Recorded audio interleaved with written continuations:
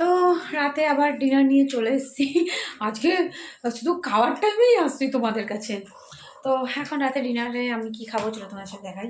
এখন ওই যে গোলু কিন্তু খেতে শুরু করে দিয়েছে। আর আমার ছেলেটার না বেশ কটা দিন ধরে শরীরটা খারাপ, দীঘা থেকে এসছে থেকেই তোমাদের বলা হয়ে ওঠে স্কুল টিস্কুল পাঠাচ্ছে কিন্তু এতটা গ্যাসের সমস্যা হয়ে গেছে ও কিছু খাচ্ছে না। মানে আজ 3 দিন ধরে শুধু জল মুড়ি খেয়ে যাচ্ছে, সেভাবে কোনো খাবারও খাচ্ছে না। তো ভাবলাম কি আজ একটু বিরিয়ানি আনি, তাহলে হয়তো খাবে। দোকান থেকে বিরিয়ানি কিনে আনলাম, তাও খাবে না। এত আছে কি খাচ্ছে চলো দেখা।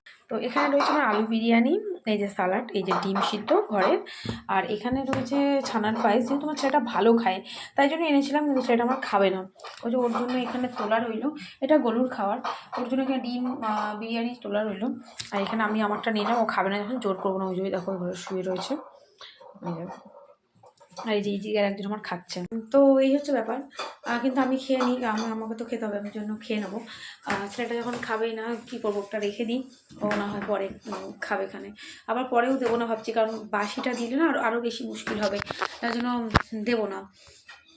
একটু টেনশান হয় জানো তো, যেহেতু মা বাবা কাছে আছে। হ্যাঁ অবশ্যই মা বাবা কাছে আছে বলে এই সিঙ্গেল মাদারের লাইফটা না বেশ তাও কাটাতে অনেকটা স্মুথ মনে হয়। যদি মা বাবা কাছে না থাকতো এটা অতটাও সহজ ছিল না, যতটা মানে দেখাতে পারি তোমাদেরকে, এতটাও সহজ ছিল না সিঙ্গেল মাদারের লাইফটা কাটানো।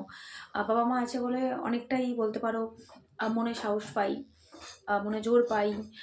নালে আমি একা একা ভাবি যে আমি একা একা একটা বাচ্চাকে কী করে মানুষ করতাম, কী করে মানুষ করতাম বলতে এখনও তো মানুষ সেরকম হয়ে যায়নি। 11 বছর বয়স হবে, নেক্সট মান্থ সানের জন্মদিন। 11 বছর বয়স, তো সান আবার জন্মদিন এবার আমার কাছে একটা আবদার করেছে। কখনো মুখ ফুটে কোনো আবদার করে না আমার কাছে সেভাবে, বাট করেছে। দেখি চেষ্টা করবো ওর সেই আবদারটা পূরণ করার। কতটা কি করতে পারি দেখি।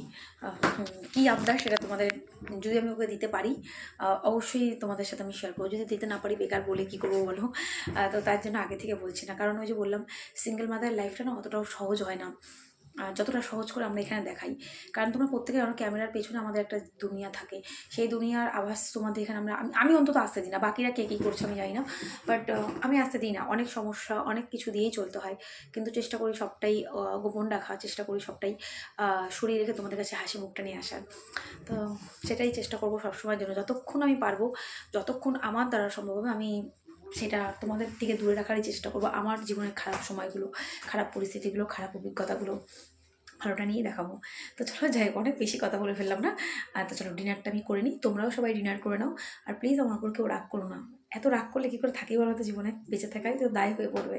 যাই হোক চলো খাওয়া দাওয়াটা করে নিই।